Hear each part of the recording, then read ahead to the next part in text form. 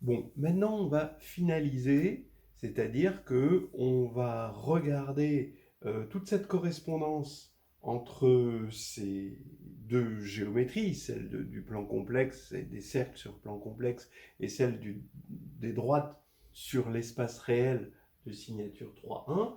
Je vais aller assez rapidement parce qu'on arrive vers la fin et de toute façon les choses sont écrites dans Nouvelles histoires hédonistes de groupe et de géométrie, le chapitre 11. Donc voilà, SL2 de C, on a vu qu'il agissait par congruence hermitienne sur l'espace réel des matrices hermitiennes de 2. Et bon, on va mettre PH, l'action, P est dans SL2 de C, on va remettre PHP étoile, de toute façon, ça revient au même, on avait tordu par un automorphisme, mais c'était juste pour, pour, pour, pour voir que c'était en lien avec les cercles de façon plus simple. Alors maintenant, l'action ici est linéaire et donc ça veut dire que, alors SL2 qui agit par congruence hermitienne sur H, ça veut dire que SL2 s'envoie par un morphisme dans les permutations de H. Mais l'action est linéaire.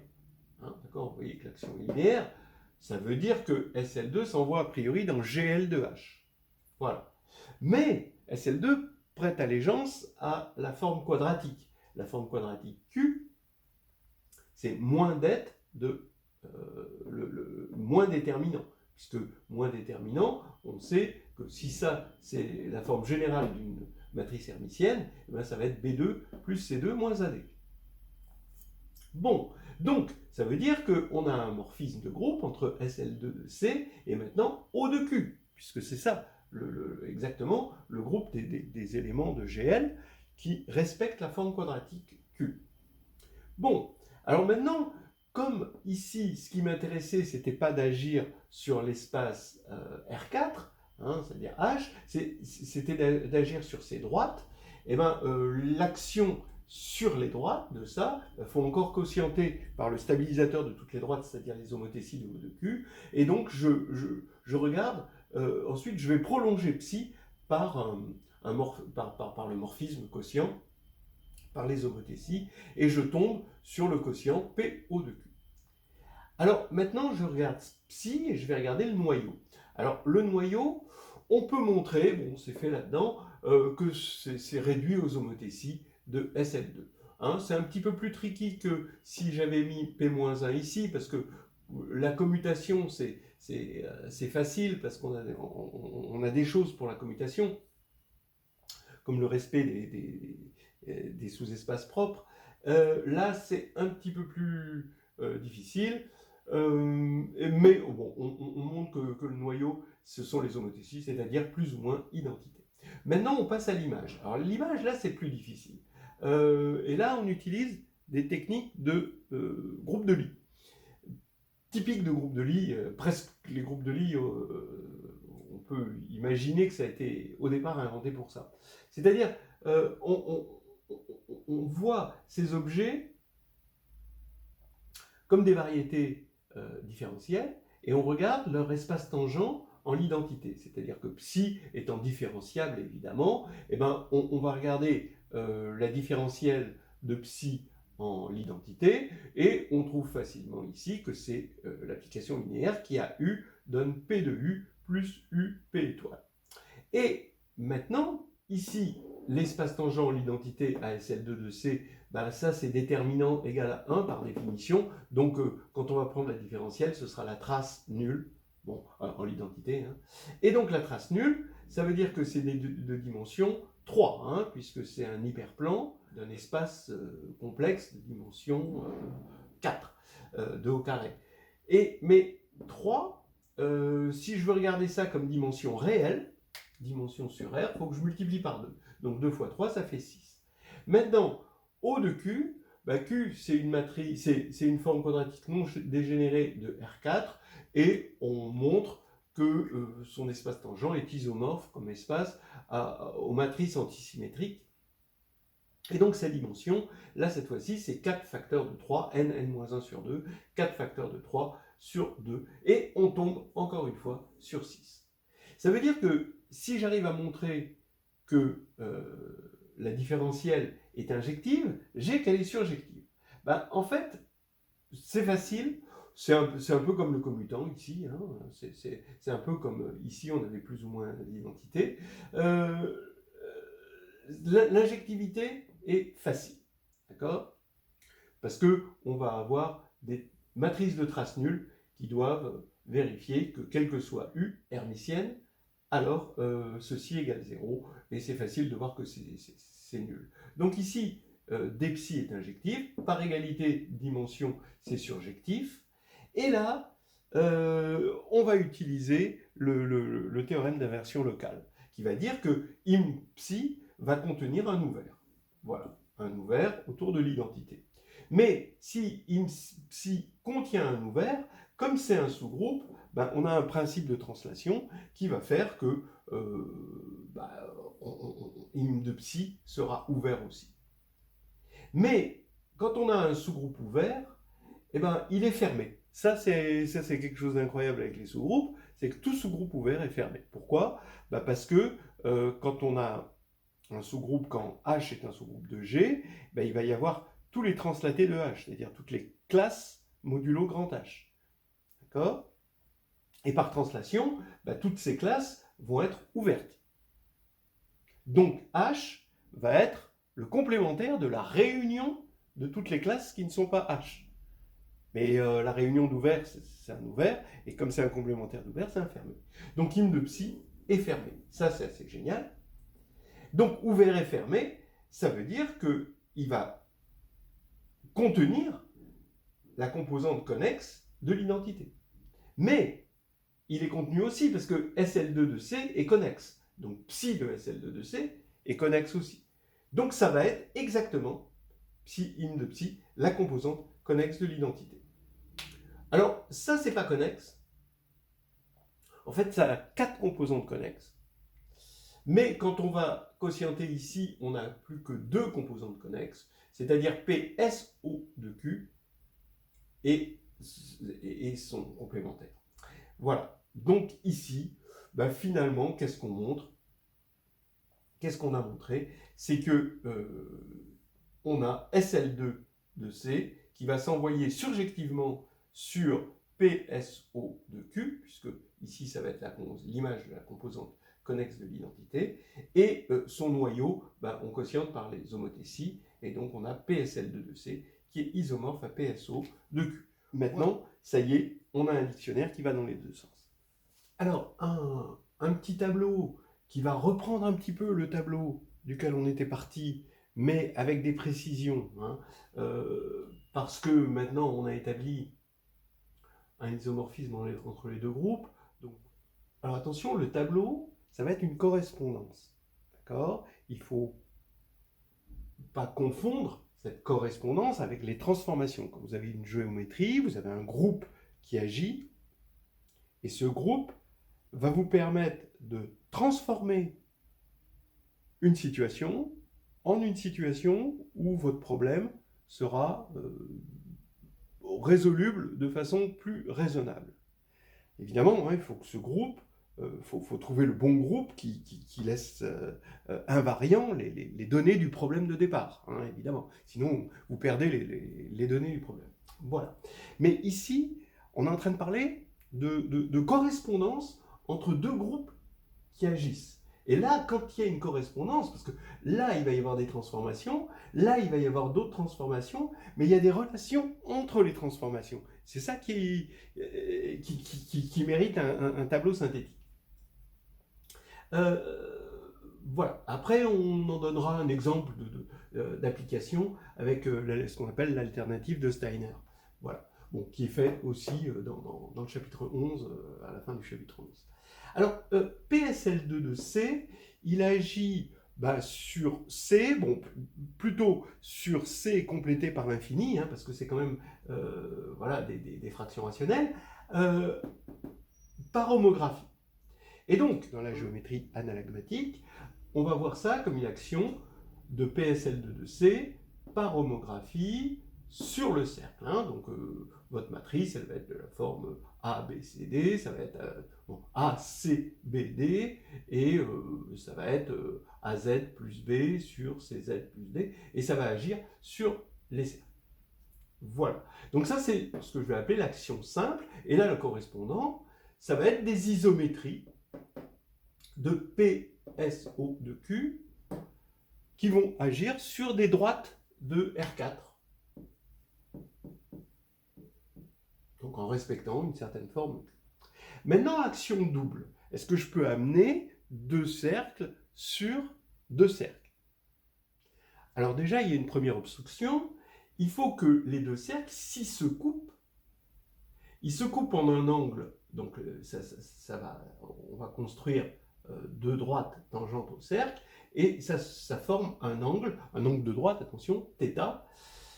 Et il faut que θ soit respecté, parce que c'est des homographies, donc c'est des applications conformes, hein, voilà, c'est connu, donc ça respecte les angles de droite. Et là, il faut que ça respecte l'arc cosinus de phi. Ben, ce θ correspond à arc cosinus de la valeur absolue de phi de u prime. Les cercles sont symbolisés par u prime sur racine de q de u prime. C'est quelque chose d'homogène, puisqu'on est en train de regarder ça à constante multiplicative près, hein, u prime. Voilà. Donc, ici, dans cette géométrie, c'est pas aussi simple de voir que si réciproquement deux cercles se coupent en le même angle, alors on peut envoyer avec une seule homographie le premier couple de cercles sur le second couple de cercles.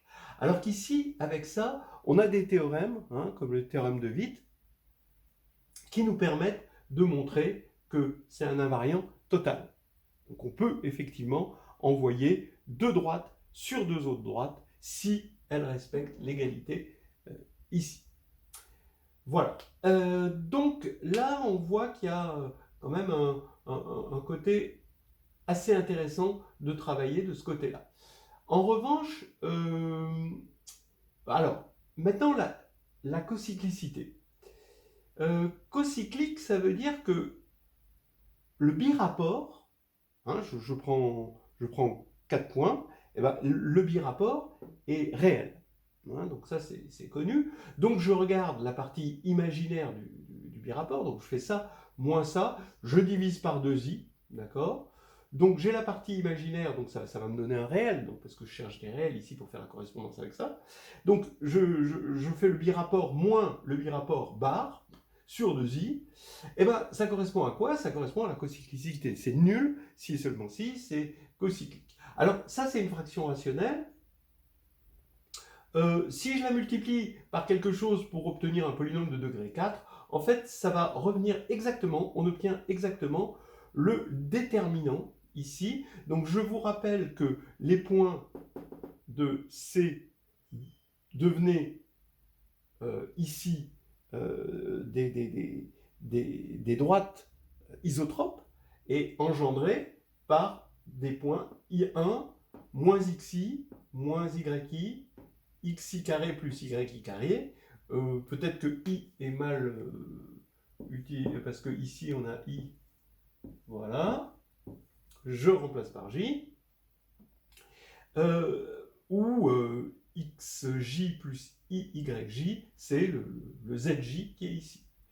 Bon, alors maintenant, on a vu que la cocyclicité, elle se voyait parce que c'était l'orthogonale, ils étaient les 4 dans l'orthogonale d'un U qui représente l'équation du cercle.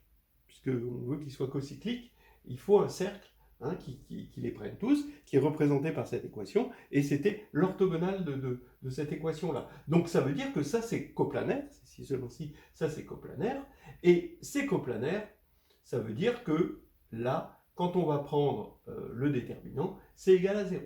Donc ici, on a deux choses qui s'annulent. Là, il faudrait multiplier, ou alors ici, diviser par quelque chose, ou plutôt ici, multiplier par un dénominateur, et on obtiendra exactement les mêmes choses.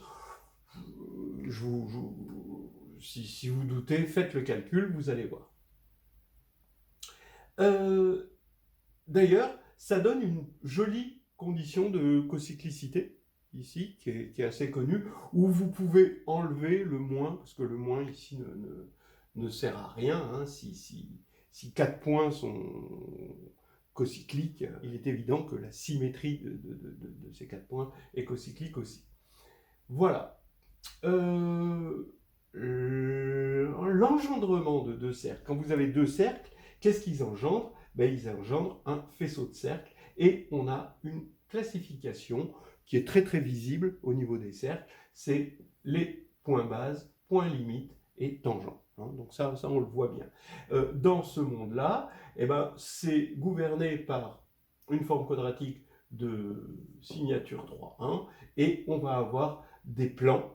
Ça va engendrer donc deux droites vectorielles vont engendrer un plan vectoriel.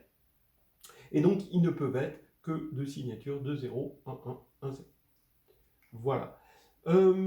J'ai envie de dire qu'il faut aller un petit peu plus loin, mais ici, il y a quelque chose quand même d'assez agréable. Bon, ici, autant il y a la théorie de Witt, et puis on va voir le théorème de Cartan de Dieudonné. Et de ce côté-là, donc PSL2, c'est bien pratique d'avoir SL2 de C. On a la réduction. C, c'est algébriquement clos. La réduction, c'est quand même bien sympa. En plus, c'est des matrices de 2, c'est pas des matrices 4-4. Donc la réduction, c'est quand même assez fort. Et c'est pas difficile de voir que finalement, au niveau des homographies, une homographie est forcément conjuguée soit à Z donne à Z, donc une similitude, soit Z donne Z plus B, une translation. Et ça se fait très bien avec la réduction. Vous voyez ? Donc ça, c'est un point fort ici. À chaque fois, on va là où on a un point fort. Voilà. Maintenant, pour continuer, il faut créer une extension des groupes. C'est-à-dire qu'on voit bien que PSOQ, il est plongé dans POQ, parce que c'est lui le groupe quand même naturel qui respecte les droites tout en respectant la forme quadratique Q. Donc on va dans POQ. Mais qu'est-ce qu'on va faire ici? Ça va être, on va étendre PSL2 de C par les anti-homographies. C'est-à-dire, on va rajouter Z donne Z bar, l'involution bar. Et là, ça va nous donner un groupe qui est, dans lequel PSL2 de C est d'indice 2, évidemment. Et c'est le groupe des homographies, anti-homographies. Alors, pourquoi c'est intéressant? De ce point de vue, c'est qu'ici, on va avoir un système de générateurs, ce sont les réflexions. Alors attention, là, on n'est pas dans le cas euclidien, ce sont les réflexions par rapport à des droites non isotropes. Et ça, c'est le théorème de Cartan de Dieudonné qui nous donne un certain nombre de réflexions qui nous permettent d'engendrer les choses. Et ici, on va avoir comme générateur ce qu'on appelle les inversions, qui sont typiquement là-dedans, qui ne sont pas là-dedans. Une inversion par rapport à un cercle de rapport K. Et ici, quand le cercle est une droite, en fait, on va retrouver une symétrie axiale. Donc ici, on a un système de générateurs, et là, on en a un autre. On voit qu'on a une correspondance entre les deux, sauf que là, il va y avoir des réflexions par rapport à des droites non isotropes, mais négatives, donc imaginaires en quelque sorte. Mais on peut se ramener aux réflexions par rapport aux droites positives, celles qui correspondent à des vrais cercles. Alors maintenant, les différences symétriques, on va dire, les invariants de 4 points, ici on a le birapport. Ici, il faudrait faire un calcul, mais je ne sais pas trop ce qu'on a. Ce que je sais, c'est, quand on va regarder ici, je sais exprimer la partie imaginaire du birapport. Parce que le birapport est réel, si et seulement si les 4 points sont cocycliques. Alors que, donc ça veut dire qu'ici, c'est quelque chose qui s'annule dès qu'on a de la cocyclicité. Donc ça va être ce déterminant-là, à quelque chose près pour que ça homogénéise. Par contre, Quand est-ce que le birapport est imaginaire pur, ce qui me donnerait la partie réelle ici, là, c'est pas clair, je ne sais pas. En tout cas, ici, il y a le birapport, hein, qui est puissant. Et pour ce qui est de la transitivité en général, on a ici un truc très fort, c'est le théorème de Witt, qui nous dit quand est-ce qu'on peut amener un sous-espace vers un autre sous-espace. Donc le théorème de Witt, il dit en quelque sorte que deux sous-espaces sont prolongeables. On peut trouver un élément de haut Q qui envoie un sous-espace sur un autre sous-espace, si et seulement si ils sont isométriques. Voilà, alors ça se fait à coup de gonflement hyperbolique, etc. Bon, bah, on le fait aussi dans le livre, c'est très bien fait dans le Perrin, etc. Maintenant, la transitivité, ici, est moins claire, hein, parce qu'on n'a pas quelque chose d'aussi puissant que le théorème de Witt. Donc on fait des allers-retours, c'est ce qui s'appelle travailler à géométrie variable.